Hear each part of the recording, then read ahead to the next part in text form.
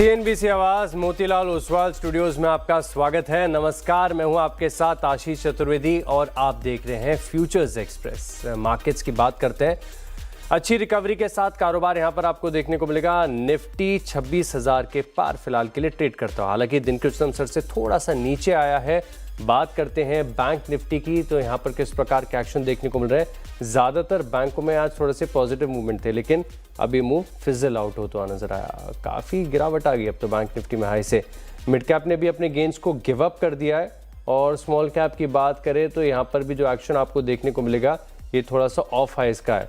और चार्ट आपकी स्क्रीन पर आ रहा है, देख सकते हैं कि किस प्रकार से निचले स्तरों से रिकवरी आई और फिर से आ गई है गिरावट। समझते हैं क्या ब्रॉडर मार्केट्स में कितना इम्पैक्ट आया। जब हमने 11 बजे मार्केट का चेक लिया था तो ज़्यादातर शहरों में खरीदारी थी, और अब आप देखिए ये आंकड़ा बिल्कुल सटीक पड़ रहा है। 1405 शेयर में खरीदारी है, 1402 में, और इसी के चलते अगर आप देखें तो कन्वर्जेंस आपको यहाँ पर चार्ट पर नजर आएगा, बिल्कुल सेम है। बुल्स और बेयर्स के बीच में काफ़ी टसल यहाँ पर नजर आ रहा है। समझते हैं इंडेक्स में क्या हो रहा है। तो कंट्रीब्यूटर्स लेकर आते हैं निफ्टी के सबसे पहले, और निफ्टी में कौन से स्टॉक्स हैं। एक तो रिलायंस है, टीसीएस है, इन्फोसिस है और एचसीएल टेक, यानी रिलायंस प्लस आईटी ये मार्केट को अभी भी संभाले हुए है, लेकिन ड्रैग्स कर रहे हैं बैंक्स। और आईसीआईसीआई है, कोटक है, साथ में एसबीआई में गिरावट देखने को मिल रही है। मारुति भी आज थोड़ा सा आपको कमजोर नजर आएगा। बैंक निफ्टी की बात करें तो लगभग आप देखिए कि आईसीआईसीआई बैंक है, कोटक, एसबीआई, एचडीएफसी ये तो दबाव बना ही रहे, लेकिन थोड़ा सा ऑफसेट कर रहा है IndusInd bank, axis bank, bank of Baroda और पीएनबी, जहां पर थोड़ी सी खरीदारी आपको देखने को मिल रही है। फिलहाल बैंक निफ्टी लगभग 90 अंकों की गिरावट, लेकिन सिग्निफिकेंटली ऑफ हाइस का एक्शन यहाँ पर आपको देखने को मिल रहा है। लेकिन एफएनओ का शो है तो डेटा समझना बड़ा इंपॉर्टेंट हो जाता है कि वायदा बाजार के जो ट्रेडर्स हैं अपने डेटा के हिसाब से आपको क्या संकेत दे रहे हैं। ऑप्शन चेन लेकर आते हैं सबसे पहले निफ्टी की आपकी स्क्रीन पर, और इसे समझते हैं कि सबसे ज़्यादा ओपन इंटरेस्ट चेंज और ओपन इंटरेस्ट बिल्टअप यहाँ पर आपको कहाँ पर देखने को मिलेगा, कौन सी स्ट्राइक प्राइसेस ऐसी हैं। तो निफ्टी की जो ऑप्शन चेन है इसमें सबसे ज़्यादा ओपन इंटरेस्ट जो कि स्वाभाविक है आपको नजर आएगा 1.2 CR का 26,100 की कॉल, यानी ये फिलहाल के लिए एक रेजिस्टेंस बना हुआ है। और पुट के लिहाज से देखा जाएगा तो पुट साइड पर आप ओपन इंटरेस्ट आपको नजर आएगा 26,000 पे 1.46 करोड़ शेयरों का। तो 26,000 ये काफ़ी अहम लेवल है। इसके नीचे जाते ही जितने भी तेजी करने वाले हैं इनको नुकसान होना शुरू हो जाएगा, और ये फर्दर अपने जो शॉर्ट्स हैं, जो पुट्स हैं, इन्हें कवर करते हुए नजर आएंगे, जो पुट राइटिंग यहाँ पर देखने को मिली है। सिमिलरली 26,100 यहाँ पर आप देखें तो जो मंदी वाले हैं, अगर ये इसके पार निकल जाता है तो इन्हें थोड़ी सी दिक्कत यहाँ पर देखने को मिलेगी। बैंक निफ्टी की तस्वीर आपको बताता हूं, बैंक निफ्टी में किस प्रकार के एक्शन आपको देखने को मिल रहे हैं। तो ऑप्शन चेन आपकी स्क्रीन पर आएगी फिलहाल, और इसमें आप देखें कि जो कॉल साइड पर आप देखें तो सिग्निफिकेंटली राइटिंग आपको नजर आ रही है 60,000 पे। स्वाभाविक है, काफ़ी दिनों से यहाँ पर एक एक्शन इस प्रकार का बना हुआ है, और साथ में ओपन इंटरेस्ट चेंज हुआ है, करीब 3 लाख शेयरों के आसपास का है। और वहीं बात करें पुट साइड पर तो आपको नजर आएगा कि 59,000 की जो पुट है ये फिलहाल के लिए मार्केट में सपोर्ट की तरह से काम कर रही है। तो जब तक 59,000 बचा हुआ है तब तक ठीक ठाक है। 12.5 लाख के करीब का ओपन इंटरेस्ट यहाँ पर बना हुआ है। लेकिन मार्केट्स फिलहाल अगर आप देखें तो ऑफ हाइस के एक्शन में यहाँ पर नजर आ रहे हैं। लेकिन इस डेटा को कैसे रीड करना चाहिए और साथ में आपको किस प्रकार से स्ट्रैटेजी बनानी चाहिए, बताने के लिए हमारे साथ जुड़ रहे हैं कैटलिस्ट वेल्थ के प्रशांत सावंत।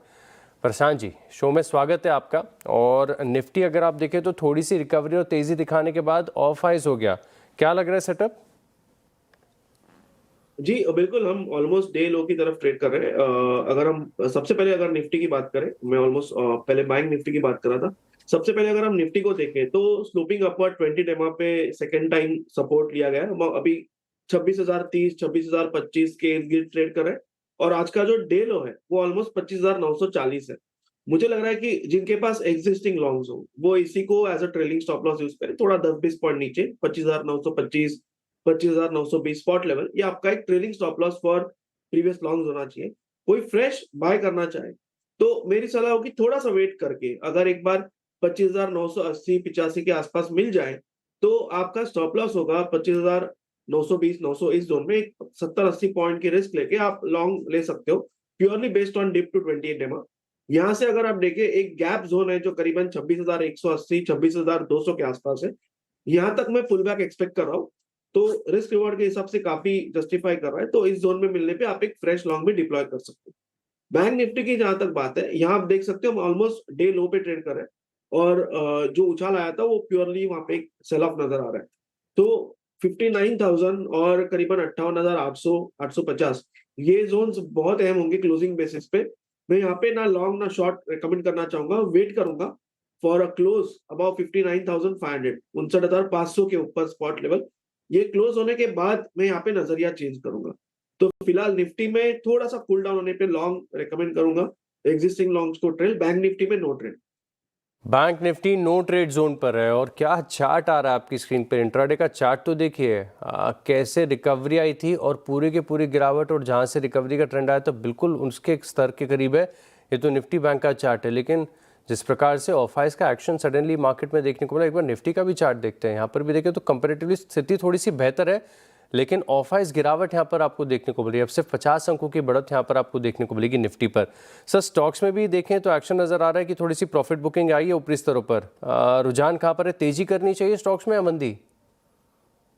तो अगर हम स्ट्रक्चर को देखें, प्योरली इंडेक्स को पहले देखें निफ्टी को, तो हायर टॉप्स हायर बॉटम्स 20 डेमा पे डिप, तो मैं इसी के साथ अलाइन रहूंगा। फिलहाल लॉन्ग्स ही रखूंगा जब तक कोई मेजर इंडिकेशन ना आए ब्रॉडर मार्केट में।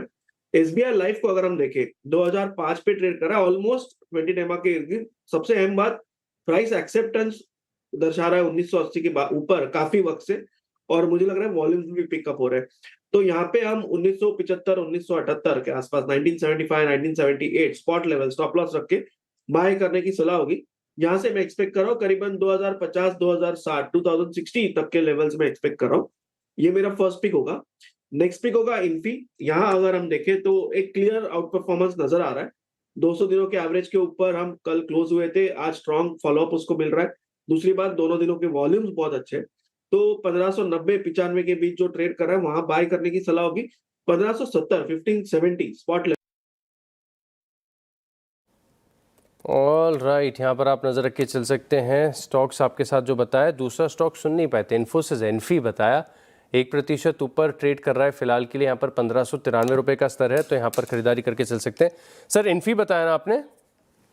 जी बिल्कुल, इन्फोसिस जो आउट परफॉर्म कर रहा है और ऑलमोस्ट डे हाई पे ट्रेड कर रहा है, और 200 दिनों के एवरेज के ऊपर स्ट्रॉन्ग स्टेटमेंट नजर आ रही है। तो बिल्कुल यहाँ बाय करने की सलाह होगी। 1570 1570 का स्टॉप लॉस रख के 1635 1640 ये लेवल्स एज अ टारगेट आप देख सकते हो। और जो लास्ट पिक है वो डेफिनेटली मुझे लग रहा है performer of the day, Petronet. अगर हम देखें तो बहुत स्ट्रॉन्ग प्राइस एक्शन, और करीबन 279 280 के आसपास ट्रेड कर रहा है स्पॉट लेवल। यहाँ पे 272 272 270 के जोन में स्टॉप लॉस रखने की सलाह होगी। यहाँ से मुझे लग रहा है एक बार ये 200 दिनों के एवरेज 285 83 के आसपास है, ये क्रॉस हो जाए, हमें 295 295 एज टारगेट्स मिल सकते हैं। परफेक्ट, एक बार रिकैप देख लेते हैं तीनों ट्रेडिंग आइडियाज़ का। सबसे पहले एसबीआई लाइफ चुना, 2050 और 2060 तक के टारगेट्स यहाँ पर आपको देखने को मिल सकते हैं। एसबीआई लाइफ में यहाँ पर 1975 रुपये का स्टॉप लॉस है। और आईटी स्टॉक्स लगातार 2 दिनों से काफ़ी बढ़िया स्ट्रेंथ दिखा रहे हैं। जिस प्रकार से रुपए में गिरावट देखने को मिल रही है, सीधा फायदा यहाँ पर देखने को मिलता है डॉलर रेवेन्यूज़ में। तो यहाँ पर आपके पास टारगेट है 1635 का, सेटअप काफ़ी क्लियर है और पूरा का पूरा सेक्टर चल रहा है, तो ऐसे स्टॉक्स को तो मिस नहीं करना चाहिए। 1570 का स्टॉप लॉस है आपके पास। और खबरों के चलते पेट्रोनेट एलएनजी सुबह से काफ़ी बढ़िया बढ़त के साथ कारोबार यहाँ पर देखने को मिल रहा है। अब 285 और 295 ये 2 टारगेट्स यहाँ पर निकल कर आ रहे हैं, लेवल्स ध्यान में रखिएगा। 272 रुपीज़ का आपको लगाकर चलना चाहिए स्टॉप लॉस। चलिए अब देखते हैं मार्केट की ब्रेथ दरअसल क्या कहती है। ब्रॉडर मार्केट्स में तो हमने देख लिया कि कितने शेयरों में खरीदारी, कितनों में गिरावट है, लेकिन एक बार एफएनओ के सारे स्टॉक्स को समझते हैं कि ब्रेथ आपसे क्या करी, कितने शेयरों में लॉन्ग बन रहे हैं, कितने में शॉर्ट बन रहे हैं। इसका भी डेटा हमारे पास है, तो स्क्रीन पर लेकर आते हैं। इससे आपको अंदाज़ा लगेगा कि जो ऑफ हाइस का एक्शन आपको देखने को मिला है ये स्टॉक्स पर कितना इम्पैक्ट कर रहा है। अब लॉन्ग बन रहे हैं 89 स्टॉक्स पर, शॉर्ट कवरिंग हो रही है 44 शेयरों में, नए शॉर्ट बन रहे हैं 65 शेयरों में, और लॉन्ग अनवाइंडिंग 15 में। यानी देखिए चौंक गए ना कि बुलिश की स्ट्रेंथ यहाँ पर आपको नजर आ रही है। स्टॉक्स में अभी भी तेजी बरकरार है, हालांकि निफ्टी के जो स्टॉक्स हैं थोड़ा सा ऑफ हाइज हुए हैं। अब एक एक करके देख लेते हैं कि पोजीशंस यहाँ पर सेटअप और ओपन इंटरेस्ट के लिहाज से क्या कह रही है। तो पेट्रोनेट एलएनजी अभी इसकी चर्चा भी की, 4% ऊपर है। आईटी में कोफोर्ज, एम्फेसिस, परसिस्टेंट ये ऊपर है। इंडसइंड बैंक ये बैंक्स में पूरा आउट परफॉर्म कर रहा है, 2% की तेजी है। वहीं शॉर्ट कवरिंग आपको नजर आएगी बीडीएल, डिफेंस स्पेस के स्टॉक्स, राष्ट्रपति पुतिन का दौरा है, इसके चलते फोकस में रहेंगे। कैम्स है, टीसीएस है, यहाँ पर आपको शॉर्ट कवरिंग नजर आ रही है। क्रॉम्पटन और एचएफसीएल जैसे स्टॉक्स भी रडार पर रखेंगे। इसके अलावा अगर आप देखें तो नए शॉर्ट के बाद आप समझ सकते हैं कि शॉर्ट बिल्टअप कहां पर हो रहा है। बायोकॉन खबरों के बीच नीचे, हिताची एनर्जी लगातार दूसरा दिन गिरावट, केन्स टेक में 4% की गिरावट, हुडको नीचे है, सुजलॉन में गिरावट है। वहीं लॉन्ग अनवाइंडिंग आपको नजर आएगी BHEL में। इंडियन बैंक लगातार तीसरा दिन गिरावट का, पतंजलि फूड्स थोड़ा सा नीचे है, डिलीवरी में गिरावट है लगातार, और नेस्ले ये स्टॉक भी अगर आप देखें तो थोड़ा सा कमजोर साइड पर ही आपको नजर आएगा।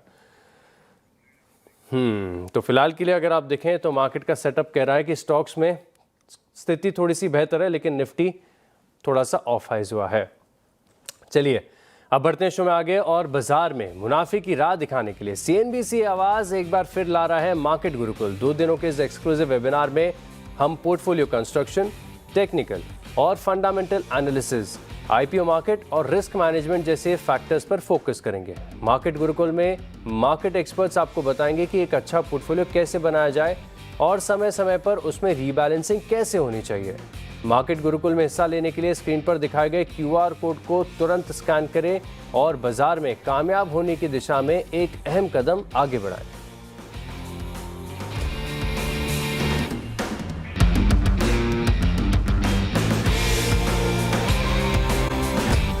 और हमारे मैनेजिंग एडिटर अनुज सिंघल से खास बातचीत में ट्रस्ट म्यूचुअल फंड के CIO मिहिर वोरा ने कहा है कि आगे बैंकिंग में सबसे ज़्यादा अर्निंग अपग्रेड और उम्मीद है।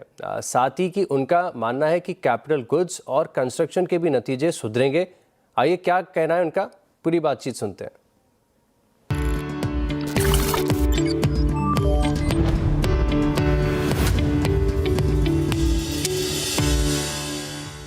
मिहिर जी, एक चीज़ मैं आपसे पूछना चाह रहा था कि इस समय स्ट्रक्चरल थीम्स आपको क्या अच्छी लगेंगी? जैसे पिछले अगर आप 3-4 साल देखें, मैन्युफैक्चरिंग एक बहुत बड़ी थीम निकल कर आई, डिफेंस एक बहुत बड़ी थीम निकल कर आई, उसके अलावा अगर आप देखें कैपिटल मार्केट से जुड़े हुए स्टॉक्स, यहाँ पर एक बड़ी थीम निकली। यहाँ से आप अगर थीम बेस्ड इन्वेस्टिंग करना चाहें तो 2-3 बड़ी थीम क्या होंगी? देखिए, जैसे आपने मेंशन करी है कि मैन्युफैक्चरिंग, डिफेंस वगैरह जो थीम है वो मेरे ख्याल से लॉन्ग टर्म थीम्स हैं।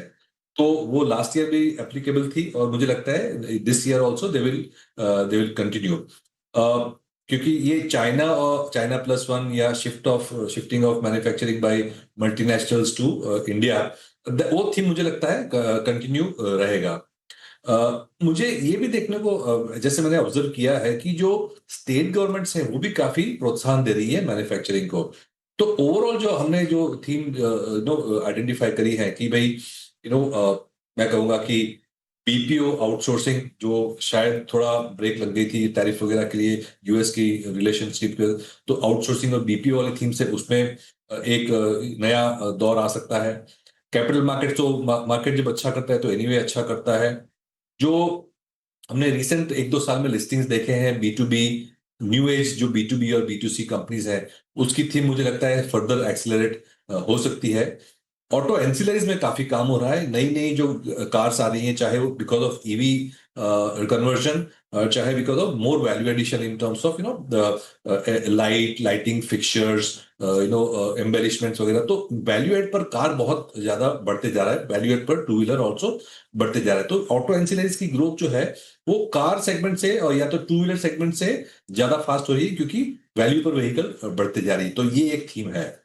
मुझे लगता है कि जो केमिकल्स की जो थीम थी, जो 2 साल से थोड़ी वीक लग रही है, वो भी एक वापस आ सकती है मोमेंटम में, क्योंकि खास करके जो स्पेशलिटी केमिकल्स हैं वहां पे चाइना की कंपटीशन इतनी नहीं है और कंपनी ने काफी अच्छी कैपेसिटीज डेवलप करी है। तो उसमें एक नया थीम आ सकता है ये साल, मुझे लगता है। और टेक्सटाइल्स जो है, अगेन टैरिफ की वजह से काफी अंडर परफॉर्म करी थी, जहां पे मिड और स्मॉल कैप कंपनीज है, मोस्टली लार्ज कैप में तो होती नहीं है, वहां भी एक अच्छी थीम आ सकती है।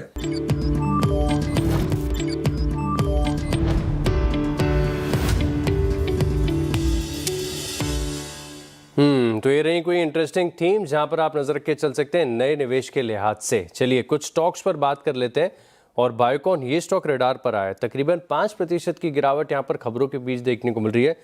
लेकिन प्रशांत जी, स्टॉक में खास बात यह है कि कल तक इसका सेटअप काफ़ी बढ़िया था। कल भी फार्मा काफ़ी बढ़िया कर रहा था, स्टॉक में तेज़ी आई थी, और आज खबरों के बाद एकाएक सीधे 5% की गिरावट। क्या इसके लॉन्ग टर्म स्ट्रक्चर में कोई बदलाव? तो यहाँ पे अगर हम देखें क्लियर कट डे लो की तरफ और वॉल्यूम बैक सेलिंग आ रही है, तो मेरी सलाह ये होगी कि यहाँ पे जिनके पास भी पोजीशन हो और जो थोड़े ऑफ गार्ड कॉट हुए रहेंगे, वो एक स्ट्रिक्ट स्टॉप लॉस फॉलो करें 380 380 स्पॉट लेवल, इसके नीचे अगर क्लोज होता है तो थोड़ी दिक्कत बढ़ सकती है। बाकी फिलहाल मुझे नहीं लग रहा है इस लेवल पे कोई फ्रेश शॉर्ट या फ्रेश लॉन्ग डिप्लॉय करना होगा। ऑल राइट, तो फिलहाल के लिए लेवल्स पर ध्यान रखिएगा। तो चलिए रुकते हैं, एक छोटी सी है और अब जानते हैं सस्ता ऑप्शन।